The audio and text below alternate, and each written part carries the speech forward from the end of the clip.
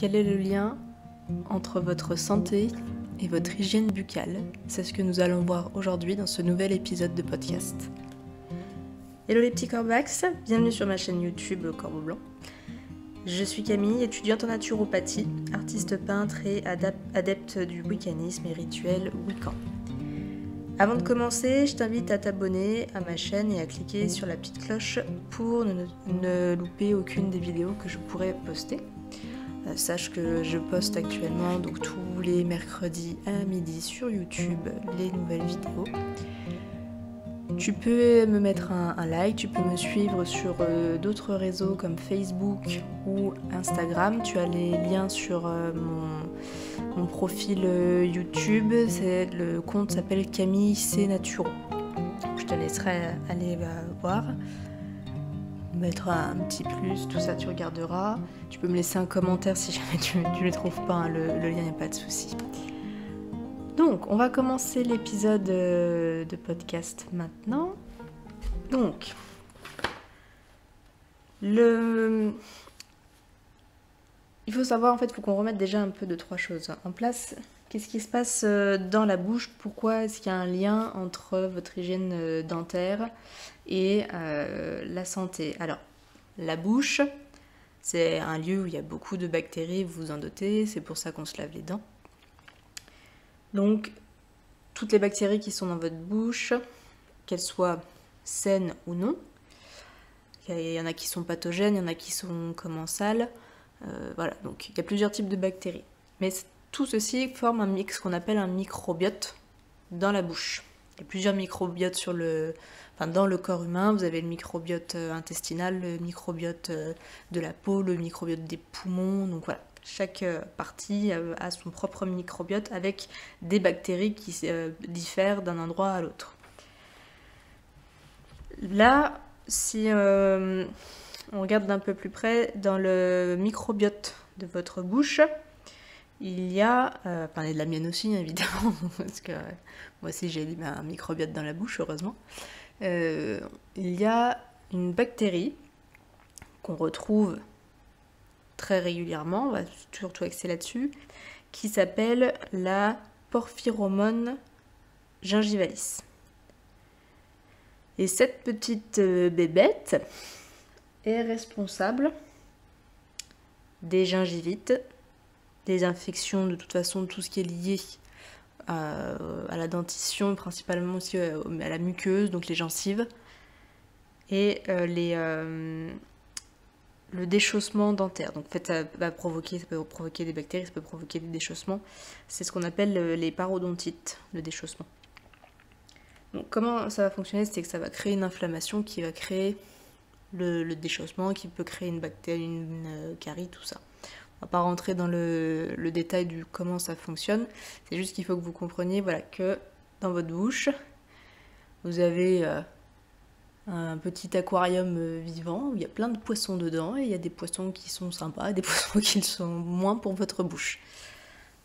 Et que il faut faire le ménage dedans tous les jours, comme on fait déjà avec les dents, mais là je vais vous donner une autre astuce pour renforcer les bénéfices du brossage, parce que le brossage, le problème, suivant la brosse à dents que vous avez, c'est que ça va créer des petites lésions dans la bouche qui vont faire passer des bactéries. Donc on veut éviter ça. Parce que de toute façon, dès que vous avez un déséquilibre dans la population de bactéries qu'il y a dans votre bouche, donc le microbiote, c'est là qu'apparaissent les problèmes dentaires, pour commencer. Et ensuite, vous avez des problèmes, même les gens qui n'ont pas de problème dentaire peuvent avoir des problèmes de santé dans une articulation par exemple, qui peut être lié à un passage d'une bactérie dans une gencive, par exemple qui est un petit peu irritée. Ça peut venir des dents. Et notamment de la Porphyromone gingivalis. Ce que je vous expliquais, c'est qu'avec la brosse à dents, on va se couper. On peut se couper en se mordant la langue, parce qu'on a les gencives très sensibles, elles peuvent se couper. Donc, et voilà, il y a plusieurs choses. Mais c'est vrai que le brossage de dents a tendance à être un peu agressif. Donc moi, par exemple, j'utilise une brosse à dents électrique parce que j'ai les gencives très sensibles. depuis que j'étais opérée des dents de sagesse. Et j'avais tout le temps des coupures de fou au niveau des gencives. Pour avoir l'impression de me les nettoyer correctement, je me brossais vraiment jusqu'au sang, donc forcément les gencives elles n'ont pas apprécié. Donc là j'ai une brosse à dents électrique, sonique, pour pas qu'il y ait de mouvement justement de brossage, et c'est la vibration qu'il y a dans la tête de la brosse à dents qui va décoller la plaque dentaire. Et, franchement c'est top parce que c'est comme quand vous sortez de chez le dentiste, et ça vous enlève même, moi je vois les taches, j'avais beaucoup de taches de café, de thé, avant, j'ai les dents qui prennent, hein, et ça veut pas dire que je peux aller chez le dentiste, mais en tout cas, mes dents marquent moins que quand j'avais la brosse à dents manuelle. Voilà, donc, petit aparté. Mais donc voilà, quand vous brossez les dents, justement, vous avez la micro-coupure, ce que je vous disais, on peut avoir des rhumatismes parce que les bactéries, elles vont passer dans le sang via la coupure. Hein, via la coupure directe du brossage. Si c'est une accumulation de bactéries qui a entraîné des caries, donc ça a entraîné une inflammation, et après la gencive elle gonfle et ça va à la parodontite où la gencive se décolle de la dent, laissant les bactéries passer à la racine. Donc elles vont ronger la racine de la dent et donc ça va toucher les nerfs, enfin voilà, chacun de ses problèmes dentaires. Mais là ça va passer directement aussi dans le sang, ça va passer directement dans la muqueuse et ça va passer directement dans la salive. Donc les bactéries néfastes, donc les pathogènes comme gingivalis, quand ça passe par la salive, ça va aller directement dans l'estomac, donc ça va affecter le système digestif. D'accord ? Donc on peut avoir des désordres intestinaux liés à ce passage dans le système digestif. On peut, par le sang, celles qui passent par le sang directement, et les muqueuses, elles vont aller migrer, en fait elles vont se donc coloniser les voies sanguines et atteindre tous les organes, parce que vous savez que tous les organes du corps humain sont alimentés de sang, parce que sinon on ne pourrait pas vivre, hein, le sang permettant l'oxygénation du corps. Donc ça va toucher les articulations, donc ça peut créer des rhumatismes par exemple. Ça peut créer directement dans le vaisseau sanguin, dans certains vaisseaux sanguins, des athéromes, donc c'est des plaques de graisse directement, donc ça va au fur et à mesure, ça va réduire l'épaisseur du canal sanguin, du capillaire sanguin qui est affecté, et jusqu'à le boucher. Ça peut provoquer aussi, si on revient sur les problèmes digestifs, qui dit problème digestif dit que ça affecte donc la flore intestinale, et quand vous affectez donc le microbiote, et quand ça va affecter ça, vous avez un risque donc, de déséquilibre donc, de tout le système intestinal et des organes qui en dépendent, c'est-à-dire tous les organes, parce qu'après vous avez un passage alimentaire de l'intestin qui vient alimenter le foie, le rein, les poumons, le cœur. Donc voilà, mais si on reste juste sur l'axe intestin-foie, ça va affecter tout ce qui est de l'ordre métabolique, qui peut engendrer notamment un déséquilibre d'insuline et forcément une prise de poids. J'espère que c'est assez clair, je me suis un peu embrouillée, je suis désolée, je suis partie dans mon truc. Donc, maintenant qu'on a exposé un petit peu le problème, concrètement, qu'est-ce qu'on fait? Parce que voilà, vous avez bien compris, là, avec ce que je viens de vous expliquer, qu'il y a un réel lien entre votre santé de l'organisme complet, votre corps physique complet, et ce qui se passe dans votre bouche. Donc déjà, faire 2 fois par an un détartrage est plus qu'utile, c'est nécessaire pour que le dentiste nettoie bien vos dents, vérifie bien l'état de vos dents et être sûr que tout se passe bien dans votre bouche. Voilà. Et ça, il n'y a qu'un dentiste qui peut vous le faire. Le rinçage de la bouche, alors je sais que vous faites des bains de bouche, les bains de bouche du commerce sont hyper agressifs et détruisent toutes les bactéries, y compris celles qui sont bonnes pour le microbiote buccal. Donc à ce moment-là, pour vous rincer la bouche, vous pouvez aussi Utilisez du macérat de canneberge pour aseptiser. Et ça laissera les bonnes bactéries tranquilles. Ou une eau de bourgeon de noyer. Trop de B. Ou sinon, moi je vais vous proposer une autre alternative que je trouve sympa, que je pratique le matin, qui s'appelle le oil pulling. Qu'est-ce que le oil pulling? C'est un bain de bouche avec de l'huile. Donc concrètement, si on remet un peu les choses en contexte, c'est un bain de bouche, c'est une méthode qui vient d'Inde.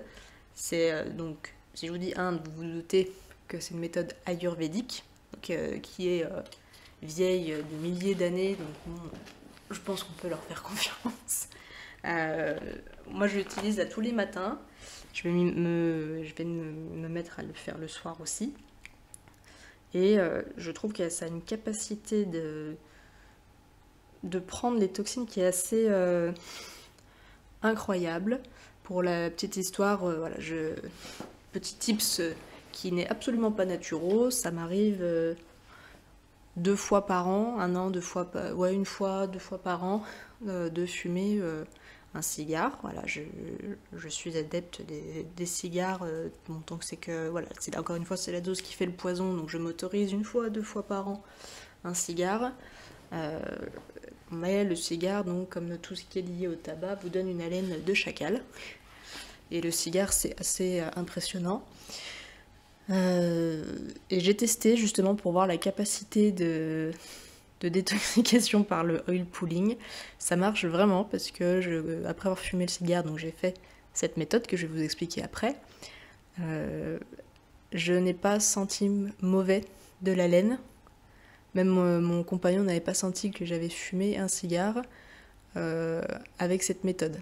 Ça m'était jamais arrivé, hein, parce que les bains de bouche, ça fait rien. Voilà, vous traînez cette haleine pendant plus de 24 heures, donc c'est pas terrible. Donc vraiment méthode très très efficace. Le but en fait de cette méthode, donc vu qu'on va utiliser de l'huile, c'est de piéger les bactéries, les mauvaises bactéries qui sont stockées dans votre bouche par les lipides. En fait, le lipide va attirer directement ces mauvaises bactéries, ça va les emprisonner dedans. Et après, on va s'en débarrasser comme on fait avec un bain de bouche, hein, on va recracher l'huile. Bon, je vous explique un peu plus à la fin comment on fait exactement. Mais l'idée, c'est ça. Donc, le faire le matin, c'est la première chose qu'il faut faire le matin, avant même de boire. Pourquoi? Parce que vos bactéries, elles se sont accumulées dans votre bouche. Et si vous buvez avant, vos bactéries, en fait, vous les envoyez directement dans l'estomac. Donc, on perd ça servira à rien de faire le oil pulling parce que la majorité de vos bactéries, elles seront parties dans l'estomac, donc dans le tube digestif. Et donc là, ça peut créer des troubles digestifs et ensuite des troubles métaboliques, comme je vous expliquais juste avant. Donc, première chose à faire. En sachant que c'est quelque chose qui prend 15 à 20 minutes, donc faut un peu rentabiliser votre temps, surtout si vous êtes pressé le matin. Les bénéfices que vous allez avoir en le pratiquant, outre le fait que ça va jouer sur ce que je vous ai dit avant, ça va diminuer les migraines, par exemple. Pareil pour les gastrites, tout ce qui est lié au système de l'estomac, système intestinal, vous allez retrouver des bénéfices, ça va diminuer, pareil, donc les ulcères, les maladies cardiaques, les maladies de peau, ça va améliorer votre eczéma, ça va améliorer votre psoriasis. Ça va aussi diminuer les risques de thrombose. Ça va améliorer les maladies pulmonaires style asthme, style allergie, style rhinite, ce genre de choses. Tout ce qui est aussi les congestions de la sphère ORL, donc les allergies, les otites, la grippe. Ça va améliorer aussi donc l'inflammation intestinale, si vous ne buvez pas d'eau en premier. Ça va améliorer les troubles du foie. Et ça va améliorer forcément votre bouche, donc tout ce qui est problème bucco-dentaire. Alors, concrètement, déjà, je vois, ça fait 14 minutes que j'ai commencé. Donc ceux qui sont restés jusqu'ici, c'est bien, vous allez avoir la procédure pour le oil pulling. Donc, comment on fait? Donc vous vous levez, vous sortez de votre lit. Première chose que vous faites, vous allez dans la cuisine, vous prenez une bouteille d'huile, vous mettez une cuillère à soupe d'huile. Je vous explique, je vous dirai après, je vous listerai les huiles qu'on peut utiliser. Et vous pouvez rajouter dedans, moi je le fais, une goutte d'huile essentielle, soit d'arbre à thé, soit de menthe poivrée. Moi je fais avec l'arbre à thé. Et aussi en option, vous pouvez rajouter un petit peu de curcuma. Voilà. Moi je ne l'utilise pas, mais je sais qu'on peut utiliser du curcuma. Donc vous mettez cette cuillère dans votre bouche et vous gardez bien donc tout le bain d'huile là dans la bouche. Penchez, vous relevez un petit peu le menton pour faire descendre l'huile au niveau des molaires. Vous ne gargarisez pas, d'accord? Vous n'avalez pas, surtout pas, parce qu'on veut que les bactéries soient emprisonnées dans l'huile et on va les recracher après, on les avale surtout pas.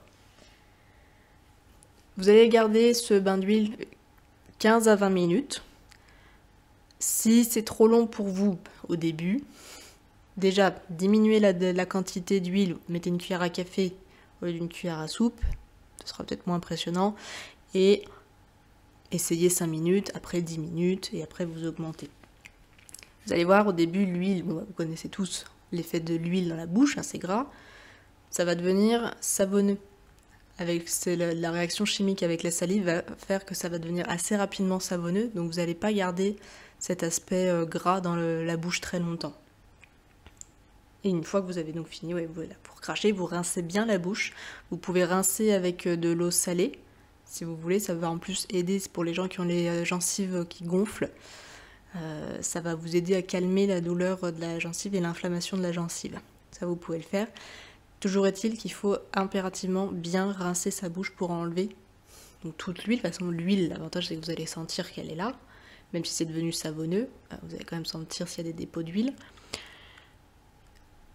Comme ça, rien ne passe dans l'estomac, d'accord? Donc bien rincer la bouche, c'est impératif. Utiliser de l'eau tiède, ce sera plus simple que de l'eau froide pour nettoyer la bouche et l'huile, ça évitera qu'elle fige. Enfin, ça fige...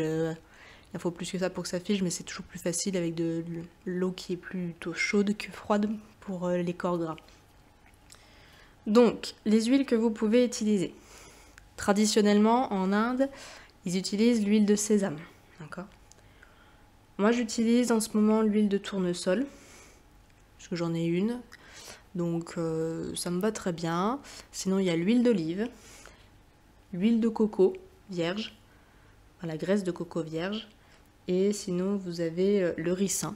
Alors bon, le ricin, ça c'est vous qui voyez. Connaissant moi la texture de l'huile de ricin, ça me donne pas envie de mettre ça dans ma bouche. Mais après, si vous, ça vous va. Je vous conseille évidemment de prendre des huiles bio. Comme ça, il n'y a pas de cochonnerie dedans. Et ça, voilà, parce que voilà, on fait quelque chose pour nettoyer des toxines. C'est pas la peine de rajouter des choses inutiles avec des pesticides qu'il y a eu, tout ça. Donc voilà, bio c'est mieux, si vous pouvez. Et on fait, donc ce que je vous disais, au réveil, première chose, et on refait le soir. Moi je ne le fais pas encore, là je vais le mettre en place parce que voilà, ça fait 2 semaines que j'ai commencé l'oil pulling. Je suis bien contente, 2-3 semaines. J'ai commencé doucement à faire le matin. Je fais d'autres activités en même temps, c'est parce que c'est vrai que sur 20 minutes de temps, surtout si vous êtes pressé le matin, il faut quand même rentabiliser, donc ça vous empêche pas de préparer votre petit déjeuner. Alors moi qui prends pas de petit déjeuner, je prépare le petit déjeuner de mes chats par exemple. Je vais ensuite faire un petit peu d'exercice, je me mets en mouvement le matin, et d'ailleurs le prochain épisode parlera de se mettre en mouvement le matin pour se réveiller. Je vous expliquerai comment je fais. Voilà, mais les 20 minutes, essayez de les rentabiliser. Faites quelque chose par contre qui vous secoue pas trop pour pas risquer d'avaler le bain d'huile. D'accord ? Donc ce sera tout pour aujourd'hui les petits Corvax. N'hésitez pas à mettre un commentaire, à mettre vos questions si vous en avez. Je me ferai un plaisir de vous répondre. Et puis je vous dis à bientôt pour la semaine prochaine, mercredi, midi, pour un nouvel épisode de podcast. Ciao ciao!